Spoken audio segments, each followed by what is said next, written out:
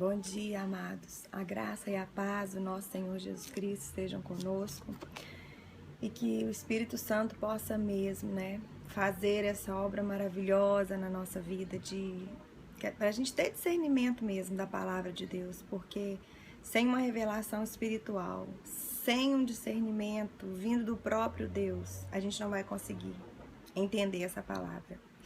E nós já estamos caminhando para o fim, aqui do livro de Atos dos Apóstolos. Não sei se vocês perceberam, mas depois do capítulo 15, não se vê mais falar em Pedro, Não se vê mais falar em Pedro, em João.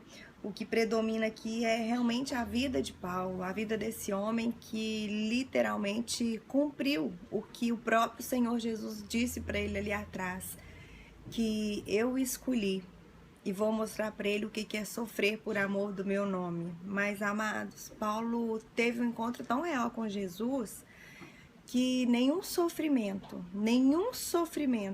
era capaz de mudar os planos dele, de verdadeiramente combater o bom combate. Aqui no capítulo 21, a gente vê que Paulo chega ali, em Jerusalém. Vocês lembram que ele saiu ali daquela viagem de Mileto, onde ele chamou os anciãos da igreja de Éfeso, Foi uma grande despedida de pais mesmo, de pai para filhos. E quando eles chegam aqui na cidade de Jerusalém, antes eles passam ali em Cesareia, na casa de Filipe, o qual eles ficam ali, alguns dias, compartilhando com certeza a palavra de Deus, e onde também que Paulo é advertido por um profeta, que era Ágabo ali na casa de Filipe, que falava para ele, olha, não vá para Jerusalém não. Eles pedem mesmo, para Paulo, por favor, Paulo, não só para Jerusalém não. Mas Paulo fala com eles, olha, eu não estou entendendo vocês chorando, magoando meu coração, vocês não estão entendendo? E Paulo fala para eles, olha, eu estou pronto não somente a apanhar pelo nome do Senhor Jesus, mas eu estou pronto para morrer por ele.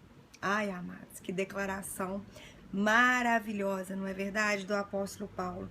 Paulo declarava que estava pronto para morrer pelo nome do Senhor Jesus Cristo. Tremendo isso, E quando ele chega ali na Jerusalém, ele vai para a casa de Tiago, que era o líder ali, da igreja naquela época.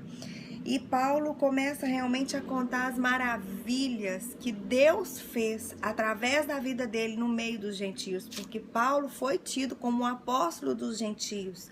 Pedro foi tido como o apóstolo dos judeus e Paulo dos gentios. E quando Paulo contava ali, eles glorificavam mesmo o nome do Senhor. Mas rapidamente a igreja começa, os irmãos ali da igreja começam a adverti-lo, falam, olha Paulo, muitos aqui estão pensando que você está ensinando contra os mandamentos de Moisés. Então, e Paulo, ele realmente não tinha medo, mas a igreja amava Paulo e a igreja ficava preocupada com aquilo que iria acontecer. E o Tiago vira para ele e fala assim, Paulo, vamos fazer o seguinte, faz você o voto de Nazireu ali, que era muito importante para os judeus. E não somente isso, paga para mais 4 pessoas fazer junto com você, porque Paulo havia trazido uma oferta. E para que a pessoa pudesse fazer um voto, gente, ela precisava de dinheiro, porque eram muitos animais que tinha que comprar para entregar ali como sacrifício por causa de coisas da lei. E Paulo, escutando ali os conselhos, dos irmãos, fez isso. Ele pegou os varões com ele, eles foram no templo, eles se santificaram, eles fizeram ali tudo conforme a lei mandava. Mas o que aconteceu? Quando eles estavam ali no templo, fazendo aquele voto, os judeus ali da Ásia, que estavam realmente assim, furiosos com Paulo, já vieram naquele momento ali para persuadi-lo e para realmente prendê-lo. Tô aqui tentando colocar o caderno, vocês estão vendo a peleja, Então vejam bem, e ali naquele exato momento, quando Paulo estava cumprindo aquele voto, aqueles judeus vieram tentando matá-lo. Meu Deus, esse homem sofreu tanta perseguição, mas tanta perseguição, isso serve mesmo para nós como motivo de ânimo, não é verdade? Quantas perseguições temos sofrido aqui e quantas vezes desistimos, desanimamos, mas precisamos clamar pelo Espírito Santo de Deus para que possamos realmente prosseguir, Porque quando o Senhor quiser, Ele vai nos livrá-lo. Quando Ele não quiser, Ele não vai. Mas muitas vezes o Senhor permite o nosso sofrimento para que nós possamos realmente colocar em prática a nossa fé. Porque sem fé, amados, é impossível agradar a Deus. É impossível agradar a Deus. Aqueles que servem ao Senhor precisam viver uma vida digna de mostrar para o Senhor que crê que Ele existe, que Ele abençoa aqueles que o amam. E nós precisamos viver assim, dia após dia. E quando estava ali no ápice daquela confusão, né, aqueles judeus procurando matar mesmo Paulo, já tinha ferido muito ele com açoites. O tribuno se levanta, o tribuno ali era aquela pessoa responsável pela ordem ali em Jerusalém, e fala que ali naquele momento ele colocou ordem. E o que ele fez? Ele pegou Paulo, né, livrando ele, porque ele estava apanhando, muitas confusões, e falou: olha, pega esse homem e vamos prender ele, para a gente levar ele para a fortaleza, para ver se cessa essa confusão toda. E os soldados vieram e fizeram isso, e eles pararam de ferir a Paulo. E o tribuno perguntou: olha, quem que é você e o que você fez para que verdadeiramente essas confusões tá acontecendo com você? Mas quando ele perguntou isso, a multidão não se calava, realmente condenando Paulo. E ele viu que não ia chegar a nenhuma conclusão, pegou Paulo, mandou conduzi-lo para a fortaleza.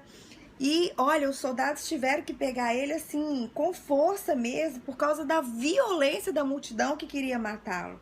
E quando eles iam introduzir Paulo na fortaleza, gente, Paulo, ele ainda pediu para o tribuno para que ele falasse. Aquele homem machucado, diante de ser morto, Paulo ainda vira para o tribuno e fala: olha, por favor, me é permitido dizer alguma coisa, deixa eu fazer minha defesa. E o tribuno vira para ele e fala assim: olha, você sabe o grego? E Paulo virou para ele e falou assim: olha, eu sou um cidadão judeu, eu sou um cidadão de Tarso, sou um homem judeu, cidade ali, né, na Cilícia, e eu te peço, me deixa falar com esse povo. E aquele tribuno permite que Paulo fale com o povo. E quando ele estava subindo ali naquela fortaleza, essa fortaleza, gente, é uma fortaleza que se chama Antônia. É uma fortaleza que fica ao lado do templo. E a palavra de Deus fala que ali, nas escadas que subia para aquela fortaleza, Paulo acena com a mão e fala assim: olha, eu preciso falar com vocês. E aquela multidão começa a ficar em silêncio, mas logo no capítulo 22, no versículo 1 e 2, a hora que Paulo começa a manifestar a defesa dele, ele começa a falar em hebraico, que era a linguagem dos judeus. Aí diz que nessa hora, quando Paulo abriu a boca e começa a falar em hebraico, os judeus fizeram um silêncio maior. E amanhã nós vamos ver a respeito da defesa de Paulo. Mas, queridos, guarda no seu coração, peça ao Senhor que guarde no seu coração a maneira com que Paulo realmente se portava diante das lutas, das perseguições, diante da morte. Esse homem se portava de uma maneira digna de um servo de Deus, porque ele sabia quem o chamou, ele sabia em quem ele cria. Que o Espírito Santo de Deus possa mesmo ministrar no nosso coração quem nos chamou, onde estamos e para onde nós vamos. Que o Senhor te abençoe. Até amanhã, se Deus quiser.